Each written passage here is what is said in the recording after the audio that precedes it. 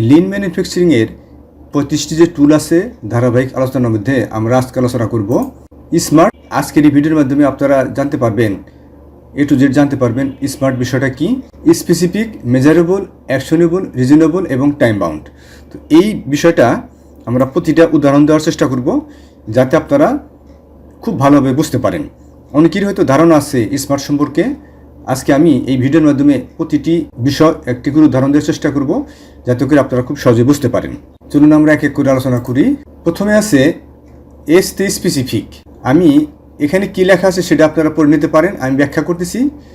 কোন একটা প্রজেক্ট নেওয়ার সময় আমাদের কী করতে হয়, একটা প্ল্যান করতে হয় যে স্পেসিফিক হইতে হয়, ওয়েল ডিফাইন্ড হইতে হয়।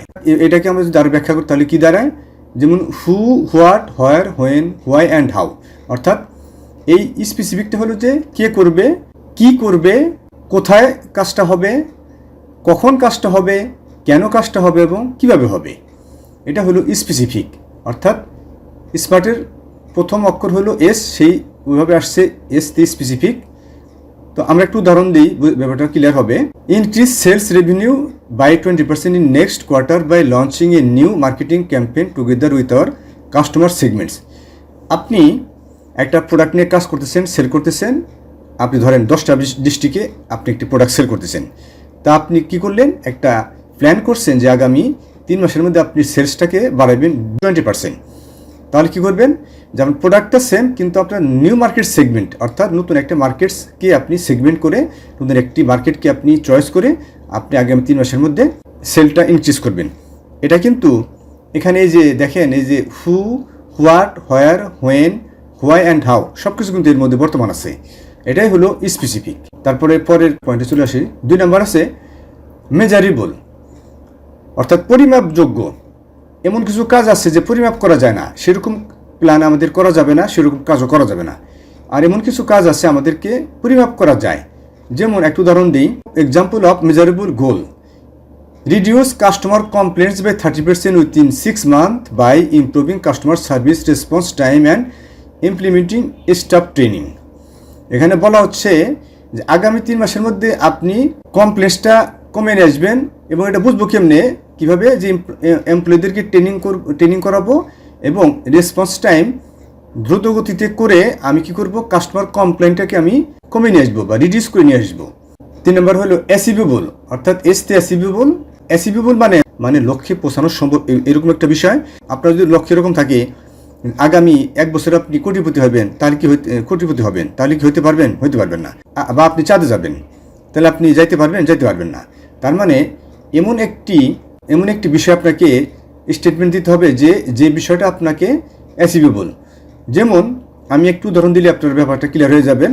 আপনি একটি গার্মেন্টস ফ্যাক্টরিতে চাকরি করেন, আপনার ফ্লোরে ডিএসি হলো 12%, এন টেবিলের DAC 12%।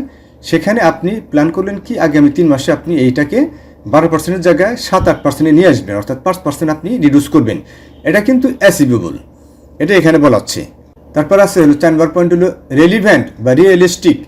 Relevant goal is aligned with the overall objective and priorities of the individual team organisation. It ensures that the goal of meaningful and contribute to the bigger. আপনি একটা প্রতিষ্ঠানে চাকরি করেন, ওই প্রতিষ্ঠানে আপনারা কোনো প্রোডাক্ট সেল করেন।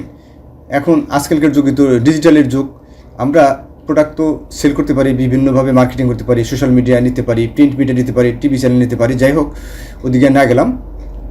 তো আপনি করলেন কি, বেটার সার্ভিস দেওয়ার জন্য আপনি একটা অ্যাপস তৈরি করবেন ওই প্রোডাক্টকে সামনে রেখে। এটা কি করবে, ইয়াং জেনারেশনকে খুব অ্যালাইন করে আপনি ওইভাবে কাস্টমাইজ করলে যাতে ইয়াং জেনারেশন খুব অ্যাট্রাক্ট করে। এটাই এখানে বলা হচ্ছে, বিষয়টা মানে ক্লিয়ার। তারপরে সর্বশেষ পয়েন্ট হলো যে টাইম বাউন্ড।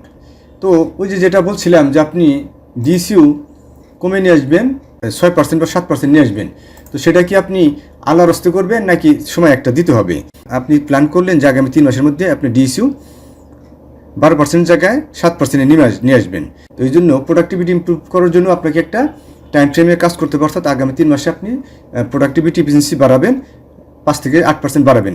এটাই এখানে বলা হচ্ছে যে টাইম ফ্রেম যদি না দেওয়া হয় তাহলে কিন্তু, যেমন বাইরে যে আপনার লিড টাইম দিয়ে দেয় যে এত তারিখের মধ্যে শিপমেন্ট দিতে হবে, তা যদি না দেওয়া হতো তাহলে দেখা গেছে ওটা 6 মাসে শিপমেন্ট করা যেত না। বিষয়টা এরকম।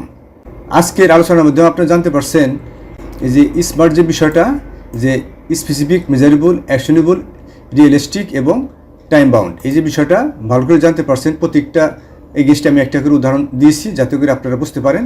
তো মনে হয় আলোচনাটা আপনাদের ভালো লেগেছে। আর যদি ভালো লেগে থাকে তাহলে একটা লাইকস দিবেন, কমেন্টস করবেন, শেয়ার করবেন, যাতে করে অন্যরাও এই বিষয় থেকে, এগুলো থেকে জানতে পারে, বুঝতে পারে।